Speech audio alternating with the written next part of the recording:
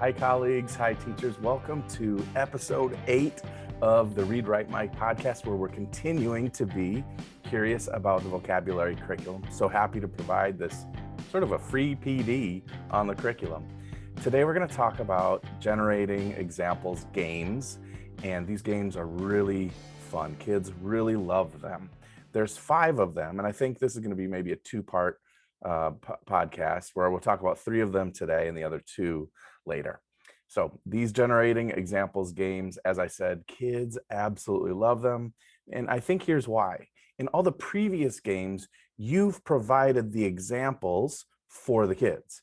And now in these games, the 3 of which we'll talk about today, kids get to find examples for how the vocabulary words exist in the real world, and they have loads of fun with it.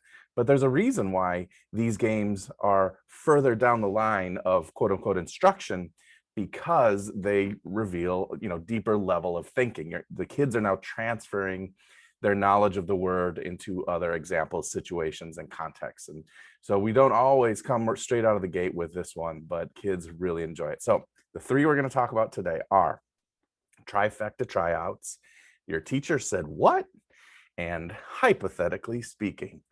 Let's get started and talk about all 3. First, we'll talk about Trifecta Tryouts. So the purpose of Trifecta Tryouts is to invite kids to name 3 things, 3 iterations of something that could go into the world with regard to this word. Let me say that again. So kids name 3 things in the world that could fit with this word that they're learning. And as you can see, or as you can hear, I'll read it to you if you can't see it. The Trifecta Tryouts, what you do is you provide, you want to come up with 3 situations or 3 contexts or 3 examples, right? That's why it's called the trifecta, that fit that situation. And so, for example, if your word is frantic, you'd say, name a trifecta of things that would make a dog frantic, right? And the kids could respond, somebody takes away their chew toy, the post officer knocks at the door, or the family leaves the house and the dog goes frantic, right? Or they hear the food is being scooped out. So the idea is that kids would name some of those things and then they'd say why, right? The dog might be going frantic in each time. And this was, when I shared this with the pilots last year, we called it 3 things. And it was the most popular generating examples games among all the teachers. So it was a great one for everybody to play. I heard a lot of great things about it. So now let's talk about our next game. Your Teacher Said What?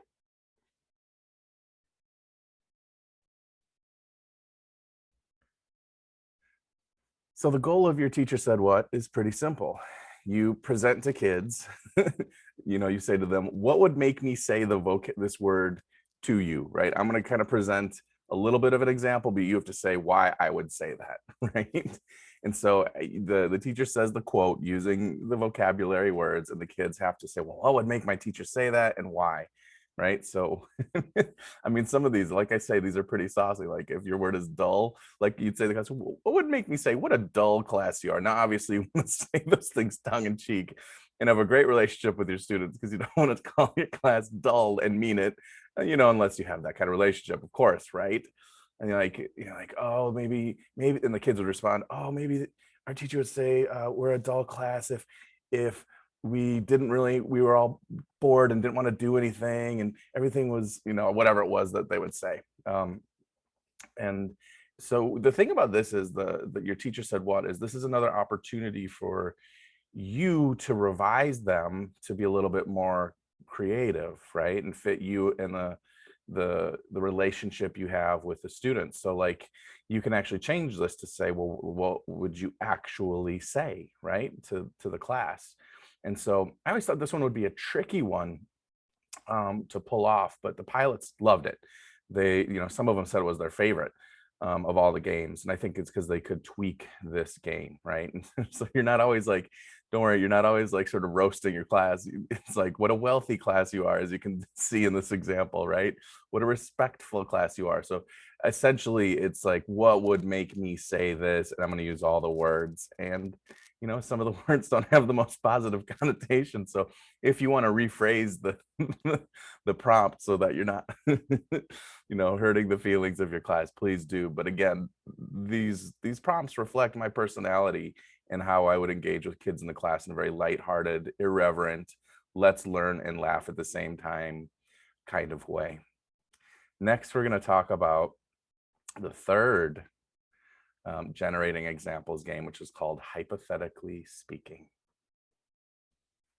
And hypothetically speaking is you provide these situations for kids. In some of these they're providing all of the context, and some of them you give them like a little bit of a running head start, and they say to you like, they fill in the other half of the context, like why it would happen or what is going on. But the idea is that they're using the knowledge of the word to transfer it into other situations on their own. So some of the things is in hypothetically speaking games, what you do is like, you say, well, what would make somebody say this? And you use a vocabulary word in that prompt, right? So if you hear these examples or you take a look at them, you can see if your vocabulary word is chattering or chatter, you'd say, what would chattering firefighters say, right?